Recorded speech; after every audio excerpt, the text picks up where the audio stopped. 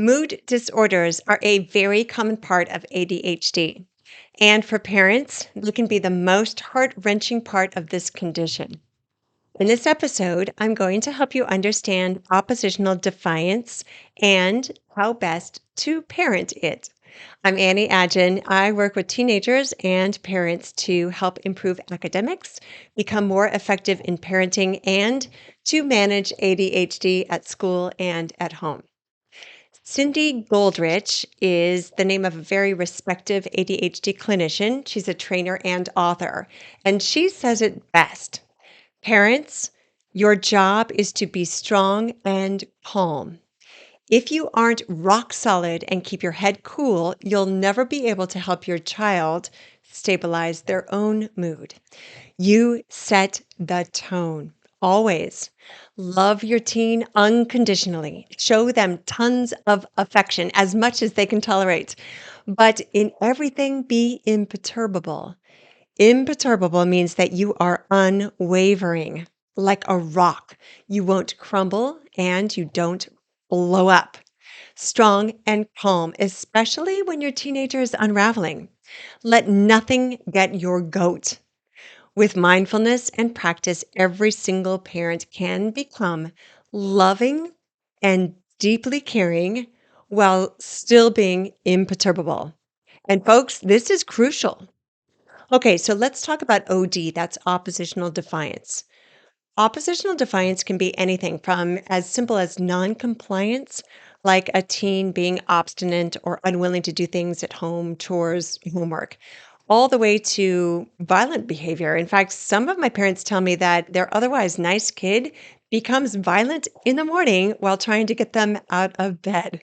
This is all considered OD, oppositional defiance, and it's a very prominent symptom of ADHD. Now, remember, ADHD invites a lot of guests to their party, and oppositional defiance is at the very top of that list. Here's something that most parents don't realize, and this is very good news. Oppositional defiance is a maladaptive condition or symptom. Maladaptive means that OD is a defense mechanism, like a coping strategy that they resort to because they don't know how else to manage. We know that being a difficult kid does not make the ADHD better. In fact, it makes it far worse, but your child doesn't think that way. They become difficult because they are protecting themselves. Think of it like putting on a thick coat, trying to protect yourself from the cold, or stepping into some metal armor because you're about to march into battle. Well, these kids with ADHD, they are also trying to protect themselves from the real pain that they experience every day because of their ADHD. But there is some good news here, and that is this coat of armor, it can just as easily be taken off. Again, this is good news because OD, oppositional defiance, is a maladaptive condition. In most cases, it is acquired. It's acquired when the teen doesn't have better tools to employ. And that means it can also be unacquired or unlearned and start to loosen its grip if there's targeted coaching and good parenting happening. So, some psychologists say that they have seen OD disappear altogether in just a year or two. So, again, parents, hold on to that. It's really good news. Here is how to parent oppositional defiance in your teenager. If there's any degree of oppositional defiance, I want you to remember this phrase. You can write it down or put it on your wallpaper on your phone or create a widget. The phrase is, you can't take the wind out of their sails, but you can take your sails out of their wind. One more time. You can't take the wind out of their sails, but you can take your sails out of their wind. I got this great phrase from my favorite coach. That would be my dad.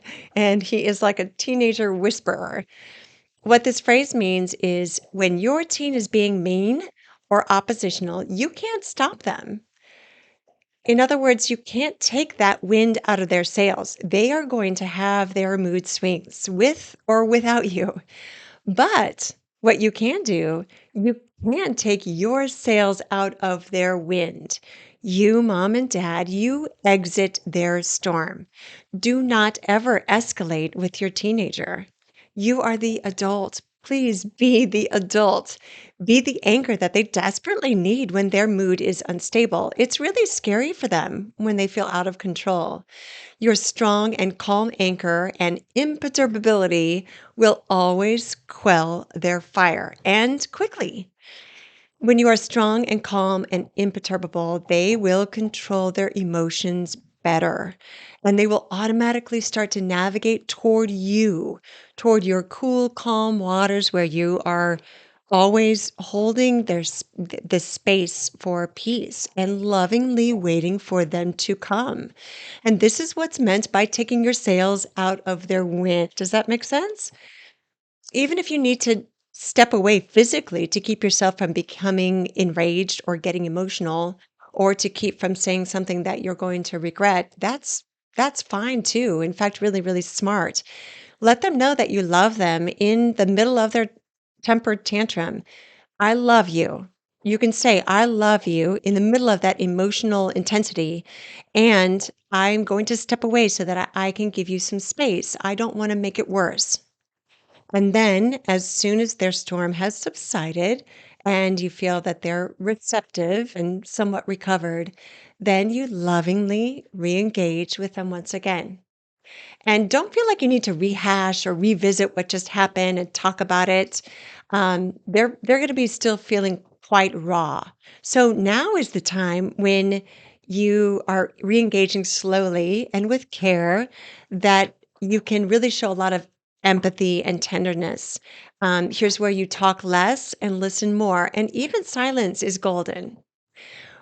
You want to speak and or show I want you to show love in your body language, maybe with an affectionate brush on the back or their shoulder, or you can make them a cup of cocoa, sit with them, and be silent for a while. Teens with ADHD have a tough time self regulating to begin with, and that's not their fault.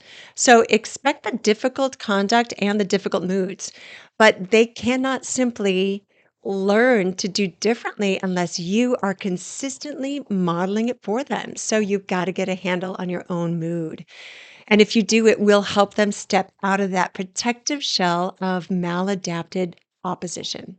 Parents, I believe in you. You can do this and you will get good at it. I'm a parent too. And yeah, defiance and lying and noncompliance and disrespectful behaviors, brattiness, these traits will push any parent's buttons. So we have to practice strength, calm, level headedness all of the time.